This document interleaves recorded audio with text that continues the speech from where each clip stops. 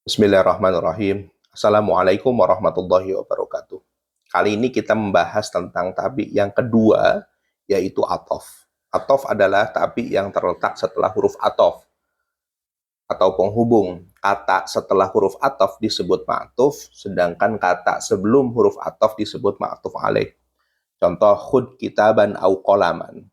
Nah, lafadz qolaman ini mengikuti lafadz kitaban. Karena kitaban ini mansub, maka qolaman menjadi mansub setelah adanya huruf au. Dan au ini itu adalah huruf atof. Nah, qolaman sebagai yang mengikuti namanya ma'tuf setelah huruf atof ya. Sedangkan sesuatu yang diikuti yaitu lafadz kitaban ini namanya ma'tuf alaih. Contoh yang kedua di sebelah kiri minal kitabi wal qolami, lafadz al-qolami menjadi majrur kasroh di situ karena mengikuti lafadz al-kitabi. Kitabinya majrur karena didahului huruf jar tentunya, itu sudah kita pelajari. Sesuatu yang mengikuti yaitu lafadz al-qolami ini disebut ma'tuf, sedangkan sesuatu yang diikuti yaitu lafadz al-kitabi namanya ma'tuf alaih. Sedangkan wa-nya adalah huruf atof. Huruf atof diantaranya adalah wa, fungsinya dan contohnya tinggal dibaca sendiri. Kemudian fa, fungsinya dan contohnya. Kemudian summa, fungsinya dan contohnya. Au, fungsinya dan contohnya. Kemudian am, fungsinya dan contohnya. Kemudian la, fungsinya dan contohnya. Kemudian bal, itu fungsinya dan contohnya. Lakin, fungsinya dan contohnya. Begitupun juga hatta, fungsi dan contohnya.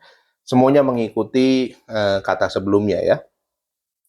Kemudian ketentuan ma'tuf dan ma'tuf alaih. Yang pertama, ma'tuf mengikuti ma'tuf alaih dari sisi i'rabnya, rofa, nasab, dan jarnya. Contoh al-kitabu wal qalamu, nah, li. Lafad al-qalamu ngikut lafad al-kitabu setelah adanya huruf atof yaitu wa. Ishtaraitul kitaba wal qalama. Al-qalama menjadi mansub karena mengikuti lafad al-kitaba, minal kitabi wal qalami. Kemudian juga ma'tuf mengikuti ma'tuf alaih dari sisi ta'yinnya, nakirah ma'rifahnya, minal kitabi wal qalami, min kitabin wa qalamin. Kemudian tiga, atof juga ternyata bisa terdapat pada fiil. Contoh, tar'adus sama watabrok, langit bergemuruh dan mengkilat. Mengkilat. As-sama adalah mu'annas, makanya menggunakan lafad tar'adu, bergemuruh.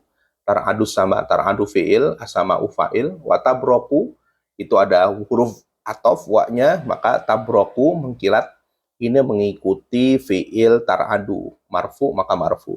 Nakhofu min antar ada sama, kami takut dari langit yang bergemuruh, watabrok, dan mengkilat. In tar'ad as-sama, jika langit bergemuruh, watabrok dan mengkilat, falan nakhruj, maka kami tidak akan keluar. Tambahannya, perhatikan susunan kalimat berikut. Kalau marfu, kana wa akhawatuha,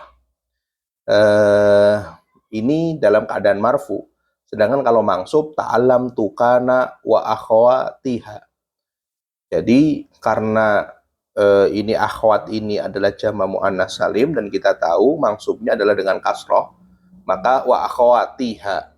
Kemudian majrurnya min kana wa akhwatiha. Jadi itu juga lafad kananya itu marfu'nya muqaddarah ya. Ta'alam tu kana, kananya juga mangsubnya adalah muqaddarah, wawnya huruf atof, akhwatiha ini menjadi ma'tuf. Min kana wa akhwatiha, lafad kananya juga majrurnya tentu dia muqaddarah ya.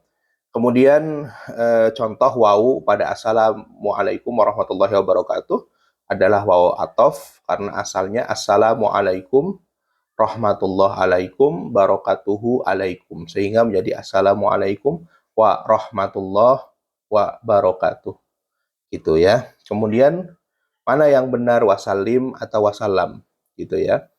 Jadi biasanya kita membaca sholawat wa sallallahu ala sayyidina Muhammadin nabiyil ummi wa ala alihi washabihi. Nah, maka jika diawali fi'il madi sholat, maka akhirnya pun fi'il madi wasallama karena wawunya wawu atof. Contoh, wa sallallahu ala sayyidina Muhammadin nabiyil ummi wa ala alihi washabihi wasallam. Jika diawali fi'il amr, sholli, maka gunakan juga fi'il amr wasallim. Contoh, Allahumma sholli wa sallim wa barik alaih. Ingat, jangan salah tulis, bedakan antara fi'il madi dan amr. Ketika kita menulis sallallahu alaihi wasallam, maka sholatnya ini adalah fi'il madhi. Maka sholat menggunakan alif ya, menggunakan alif maksurah. Kemudian Allahumma sholli ala sayyidina Muhammadin, sholli di situ karena fi'il amr, maka dia tidak menggunakan alif. Allahumma sholli ala sayyidina Muhammadin, begitu ya. Jadi dihilangkan alifnya karena dia fi'il amr. Kemudian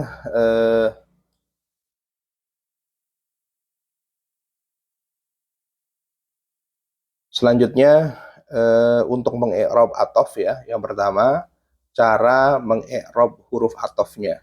Waw, wa harful atfi, fungsinya li jam'il ma'tuf wal ma'tuf alaih mabniun alal fathi, fa harful atfi li tartib mabniun alal fathi, dan seterusnya.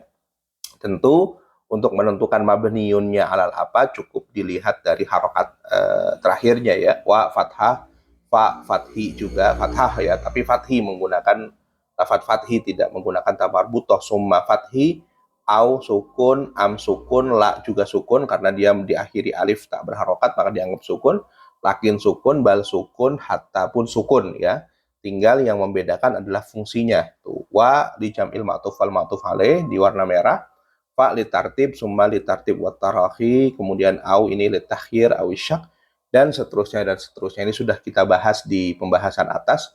Kemudian contoh mengi'rab atof dengan bentuk isim. Zahabat tilmidu wa tilmidah, zahaba fi'il, atilmidu fa'il, wa huruf atof, atilmidah menjadi ma'tuf ya. Marfu ma'tuf dari lafad atilmid. Jadi atilmidnya menjadi ma'tuf alaih, di situ ada warna merah. Atilmidu diakhiri wa huwa ma'tuf alaih. Atilmidah ma'tuf marfu'un wa alamat rafi'i dhamma zahiruhu wa mufrad. Kemudian atof bentuk fi'il, tar'adu sama wa tabrok, langit bergemuruh dan mengkilap. Tar'adu fi'il mudhari wa huwa wa fa'iluhu adalah asama ya. Asama adalah fa'il, marfu dan seterusnya. Wa huruf atof, kemudian tabrok adalah ma'tuf dan dia fi'il mudhari dan seterusnya begitu. Kemudian itu saja untuk gambaran tentang atof. Di video selanjutnya kita akan membahas tentang tabi yang ketiga yaitu taukid. Semoga bermanfaat. Assalamualaikum warahmatullahi wabarakatuh.